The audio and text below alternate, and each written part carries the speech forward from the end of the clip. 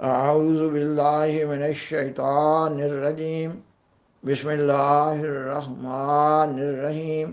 سامعین و ناظرین کرام، السلام علیکم ورحمۃ اللہ وبرکاتہ۔ 14 اگست 1947 کو جو پاکستان دنیا کے نقشہ پر ابھرا، اس پاکستان کو جغرافیائی حدود کی بنا پر پہچان کے لیے مشرقی پاکستان اور مغربی پاکستان کا نام بھی دیا گیا۔ بدقسمتی کی بات ہے کہ بعض وجوہ کی بنا پر 1971 میں پاکستان کے یہ دونوں حصے پھر الگ الگ مملکتوں میں تقسیم ہو گئے۔ مشرقی پاکستان کو بنگلہ دیش کا نام دیا گیا اور مغربی پاکستان کو اسلامی جمہوریہ پاکستان کا نام دیا گیا۔ اسلامی جمہوریہ پاکستان اس وقت کئی قسم کے گمبھیر مسائل میں گرا ہوا ہے، اور حقیقت تو یہ ہے کہ پاکستان اپنے ساتھ کئی مسائل کے ساتھ مارز وجود میں آیا تھا، اور پھر قائد اعظم کی وفات کے بعد سے بعض جاہل اور نااہل سیاستدان، بیوروکریٹس، حکومتی ارکان، بڑے بڑے جاگیردار، نواب اور نام نہاد علماء پاکستان کے مسائل میں مسلسل تدریجاً اضافہ کرتے چلے آ رہے ہیں، اور اب پاکستان کے مسائل انتہائی گہرے ہوتے چلے جا رہے ہیں۔ بعض محققین پاکستان کے پسماندہ رہنے کی وجوہ پر بحث مباحثہ کرتے نظر آ رہے ہیں۔ سامعین و ناظرین کرام، بعض محققین الیکٹرانک اور پرنٹ میڈیا پر، بالخصوص سوشل میڈیا پر، پاکستان کی پسماندگی کی وجوہ کو بیان کرتے ہوئے جن بنیادی امور کو زیر بحث لا رہے ہیں، ان کو اس طرح بیان کیا جا سکتا ہے: یہ کہ کیا پاکستان کو اسلامی ریاست بننا چاہیے؟ یہ کہ پاکستان کو اسلامی ریاست کیوں نہ ہونا چاہیے؟ یہ کہ کیا قائد اعظم محمد علی جناح پاکستان میں اسلامی نظام قائم کرنا چاہتے تھے؟ یہ کہ اسلامی خلافت کا قیام ہونا چاہیے؟ اور یہ کہ قائد اعظم محمد علی جناح پاکستان کو واقعی سیکولر اسٹیٹ بنانا چاہتے تھے؟ اور یہ کہ کیا قائد اعظم محمد علی جناح نے مذہبی جماعتوں کو دھوکہ دیا؟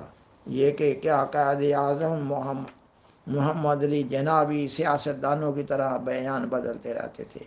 خاکسار بیان کرتا ہے کہ قائد اعظم ایک نہایت صاف و شفاف کردار کے مالک تھے، اور اپنے غیر بھی ان کے کردار پر انگلی نہ اٹھا سکتے تھے۔ اس کا مطلب یہ ہے کہ یہ تبصرہ نگار خود بیمار لوگ ہیں۔ اور پھر یہ بھی کہا جاتا ہے یہ کہ پاکستان کی سیاست میں افواج پاکستان کا کیا کردار ہے؟ یہ کہ فوج سیاستدانوں، ججز اور میڈیا کو استعمال کرتی ہے۔ یہ کہ آج پاکستان اس حال میں کیوں ہے؟ یہ کہ فوج ہمارا بنیادی سیاسی مسئلہ ہے۔ یہ کہ کیا سپریم کورٹ کا کردار سیاسی ہے؟ یہ کہ کیا کشمیر کو سیاست کے لیے استعمال کیا گیا ہے؟ یہ کہ اسلام میں توہین رسالت کا قانون کہاں ہے؟ یہ کہ پاکستان میں بڑھتی ہوئی مذہبی انتہا پسندی کی وجوہات کیا ہے؟ یہ کہ قرآن، حدیث اور سنت کی روشنی میں نظام حکومت کیسا ہونا چاہیے؟ یہ کہ اسلامی جمہوریت کا کیا مقام ہے؟ یہ کہ اسلامک اسٹیٹ کا کہاں تصور ہے؟ یہ کہ قائد اعظم محمد علی جناح نے دو قومی نظریہ کی بنیاد پر پاکستان کے لیے جد و جہد کی، پھر اسلامی نظام کیوں نہ لا سکے؟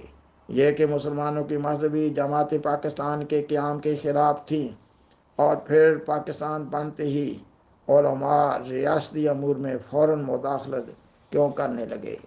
سامعین و ناظرین کرام، ان مذکورہ عناوین کے تحت بحث مباحثہ میں سب سے زیادہ زیر بحث لائے جانے والے امور میں پاکستان میں مذہبی انتہا پسندی اور جماعت احمدیہ کے خلاف حکومت کی قانون سازی وغیرہ، اور حکومت کی سرپرستی میں جماعت احمدیہ کے خلاف کی جانے والی اظہار رسانیوں کا ذکر سر فہرست ہوتا ہے، کیونکہ پاکستان کی پسماندہ رہنے کی وجوہ کو زیر بحث لانے والے افراد تاریخ پاکستان، بالخصوص قیام پاکستان کی تاریخ پر نظر رکھنے والے لوگ ہیں۔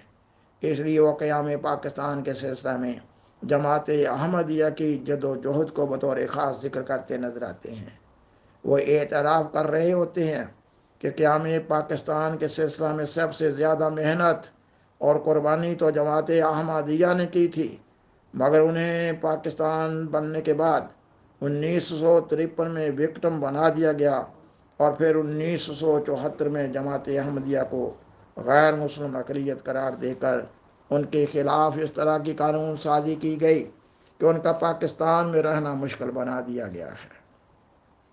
اور جب جماعت احمدیہ کے خلاف حکومتی قانون سازی کی بات ہوتی ہے تو پھر اس کا جواز پیدا کرنے کے لیے جماعت احمدیہ کو ختم نبوت کا منکر قرار دیا جاتا ہے، جو کہ جماعت احمدیہ کے خلاف ایک جھوٹا اور غلط الزام ہے۔ اور اس طرح یہ تبصرہ نگار لوگوں کے خوف کی وجہ سے بجائے پاکستان میں کوئی بہتری لانے کے مذہبی انتہا پسندی کو بڑھاوا دے رہے ہوتے ہیں۔ ان لوگوں کا یہ فعل جماعت احمدیہ سے دشمنی سے بڑھ کر انسانیت دشمنی کی بدترین مثال ہے۔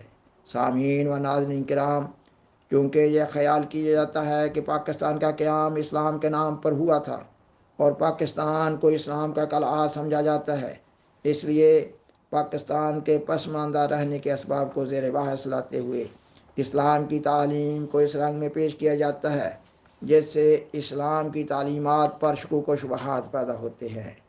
پاکستان کے پسماندہ رہنے کی وجوہ کا تعلق واسطہ تو قائد اعظم محمد علی جناح کی وفات کے بعد کے زمانہ سے ہے، مگر بعض پروگرامز میں قائد اعظم کی ذات کو بھی نشان اعتراض بنایا جاتا ہے۔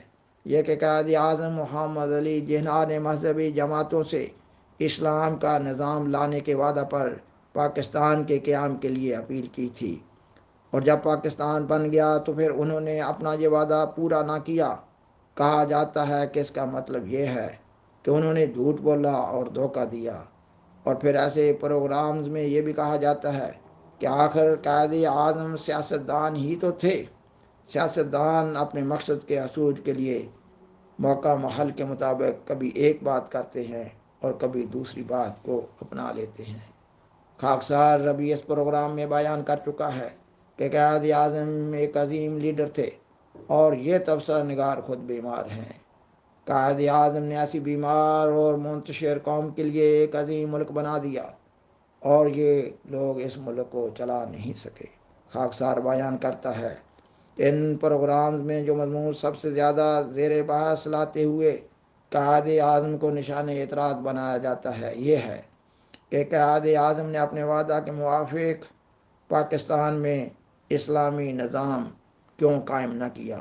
خاکسار بیان کرتا ہے کہ قائد اعظم کا مذہبی جماعتوں سے جو وعدہ تھا یا نہ تھا اس کی حقیقت کا علم نہ ہے، یا صرف اور صرف نام نہاد علماء کا محض جھوٹ ہے، کیونکہ وہ تو پاکستان بنانے کے بھی بالکل مخالف تھے۔ مگر اس سوال کا جواب کہ قائد اعظم نے پاکستان میں اسلامی نظام قائم نہ کیا پاکستان کی 75 سالہ تاریخ میں مضمر ہے۔ یہ کہ جب پاکستان کے عوام اسلام پسند ہے، پاکستان کی تمام مذہبی جماعتیں پاکستان میں اسلامی نظام لانے کی خواہش مند ہیں، خلافت قائم کرنے کی خواہش مند ہیں۔ بھٹو جماعت احمدیہ کے خلاف قوانین لے کر آیا اور کہا گیا کہ پاکستان کا آئین اسلامی آئین بن گیا ہے، اور ضیاء الحق نے تو اسلامی نظام لانے کی بنیاد پر ریفرنڈم بھی کرایا، یہ کہ اسلامی نظام چاہتے ہو یا نہیں چاہتے، اگر چاہتے ہو تو پھر ضیاء الحق کو ووٹ دو۔ اب کون ہوگا جو کہے گا کہ وہ اسلامی نظام نہیں چاہتا اور پھر وہ اس ریفرنڈم کے بعد کئی سال زندہ رہا؟ اس کا اسلامی نظام بھی صرف یہی تھا کہ احمدیوں کے خلاف قوانین کو مزید سخت کر کے احمدیوں کے خلاف اظہار ثانیوں میں اضافہ کیا۔ اور ضیاء الحق کے بعد بھی کئی ایک سیاسی لیڈروں نے اپنے اپنے دور حکومت میں امیر المومنین بننے کے خواب دیکھے، اور پھر حساس اداروں میں بھی کئی ایک سازشیں ایسا انقلاب لانے کی پکڑی گئیں، اور پھر وہ حکومتی ارکان اور سیاستدان قومی خزانوں کو لوٹتے ہوئے فرار ہو گئے۔ تو ایسے معاشروں میں نہ اسلامی نظام کا نفاذ کیا جا سکتا ہے اور نہ ہی خلافت قائم کی جا سکتی ہے۔ وہ لوگ جو ایسے پروگرام پیش کر رہے ہوتے ہیں ان کو اور ایسے پروگرامز سننے والوں کو اپنی بے بسی اور شکست پر قائد اعظم محمد علی جناح کی حکمت یا بے بسی اور شکست کو قیاس کر لینا چاہیے۔ یہ ایک واقعاتی شہادت ہے جس کو جٹلایا نہیں جا سکتا۔ اگر قائد اعظم اسلامی نظام لاتے تو سوال پیدا ہوتا ہے کہ مسلمانوں کے کس فرقہ کا اسلامی نظام لاتے؟ اسلامی نظام کا قیام اللہ تعالیٰ نے اپنے ذمہ لے رکھا ہے، یہ کسی سیاسی لیڈر کا کام نہیں ہے۔ سامعین و ناظرین کرام، قائد اعظم محمد علی جناح محض ایک سیاسی لیڈر تھے، نہ کہ مذہبی۔ وہ ایک مخلص انسان تھے اور اپنے عزم کے سچے اور پکے انسان تھے، خلوص نیت کے ساتھ محنت کر رہے تھے۔ یہ ٹھیک ہے کہ انہوں نے قوم کے سامنے دو قومی نظریہ پیش کیا، مگر وہ ایک محدود سا نظریہ تھا، یہ کہ وہ مسلمانوں کے غلامی کی زندگی سے نکال کر آزادی کی زندگی گزارنے کے قابل بنانا چاہتے تھے۔ ایک ایسا آزاد ملک جہاں پر مسلمانوں کا ہر فرقہ اور ہر مذہب کا آدمی آزادی کے ساتھ اپنے بنیادی حقوق کا تحفظ کر سکے اور آزادی کے ساتھ اپنے مذہب پر عمل کر سکے۔ اور پھر قائد اعظم اپنے مقصد میں کامیاب ہوئے اور پاکستان کے نظام حکومت کو سمجھنے کے لیے ان کی 11 اگست 1947 کی تقریر بنیادی حیثیت کی حامل ہے۔ وہ تقریر جس تقریر میں وہ فرما رہے ہیں کہ ریاست کو کسی بھی شہری کے مذہب سے کوئی سروکار نہیں، ہر شہری آزاد ہے مسجد میں جانے کے لیے، اپنے چرچ میں جانے کے لیے، اپنے مندر میں جانے کے لیے۔ سامعین و ناظرین کرام، پاکستان میں جس جمہوریت کو چلانے کی کوشش کی جا رہی ہے وہ مغربی طرز کی جمہوریت ہے۔ اس لیے مغرب سے سبق سیکھنے کی ضرورت ہے۔ جب تک مغرب میں چرچ کا عمل دخل رہا، ہر مغربی ریاست مسائل میں گری رہی، اور جب حکومتی امور چرچ سے آزاد ہوئے تو مغرب ترقی کی راہ پر گامزن ہوا۔ مغرب نے مسلسل غلطیوں سے سبق سیکھا ہے۔ اسی طرح پاکستان میں جب تک نام نہاد علماء کا عمل دخل حکومت میں رہے گا، پاکستان پسماندہ ہی رہے گا۔ مگر یہاں خوشخبری کی بات یہ ہے کہ اسلام کا محافظ اللہ تعالیٰ ہے۔ اللہ تعالیٰ نے اپنے پروگرام کے مطابق اس زمانہ میں سیدنا حضرت مرزا غلام احمد قادیانی علیہ السلام کو امام مہدی و مسیح موعود کے منصب جلیلہ پر فائز فرمایا ہے۔ اس لیے اب جماعت احمدیہ میں ایسی بحثیں نہیں اٹھائی جاتی اور جماعت میں خلافت احمدیہ اسلامیہ بھی جاری و ساری ہے۔ اکناف عالم اشاعت اسلام اور دفاع اسلام کا کام تدریجاً آگے بڑھ رہا ہے۔ اب ایسی بحثوں کا زمانہ گزر چکا جو ہمارے مخالفین اٹھا رہے ہیں، یہ بے وقت کا راگ ہے۔ سیدنا حضرت مسیح موعود علیہ السلام فرماتے ہیں، راگ وہ گاتے ہیں جس کو آسماں گاتا نہیں، وہ ارادے ہیں کہ جو ہیں برخلاف شہریار۔ یعنی یہ لوگ بے وقت کی راگنی راگ رہے ہیں اور ان لوگوں کے ارادے خدا کے ارادوں کے خلاف ہیں۔ فرماتے ہیں راگ وہ گاتے ہیں جس کو آسماں گاتا نہیں، وہ ارادے ہیں کہ جو ہیں برخلاف شہریار۔ فرماتے ہیں ہم تو ہر دم چل رہے ہیں ایک بلندی کی طرف، وہ بلاتے ہیں کہ ہو جائیں نہاں ہم زیر غار۔ نور دل جاتا رہا ایک رسم دین کی رہ گئی، نور دل جاتا رہا ایک رسم دین کی رہ گئی، پھر بھی کہتے ہیں کہ کوئی مسلح دین کیا بکار۔ سامعین و ناظرین کرام، بالآخر درخواست ہے کہ اس پروگرام کو اپنے زیر تبلیغ دوستوں اور فیملی ممبر سے شیئر کریں اور ازرائے کرم اس چینل کو سبسکرائب کریں۔ جزاکم اللہ تعالی احسن جزا و آخر دعوانا ان الحمدللہ رب العالمین۔ شکریہ۔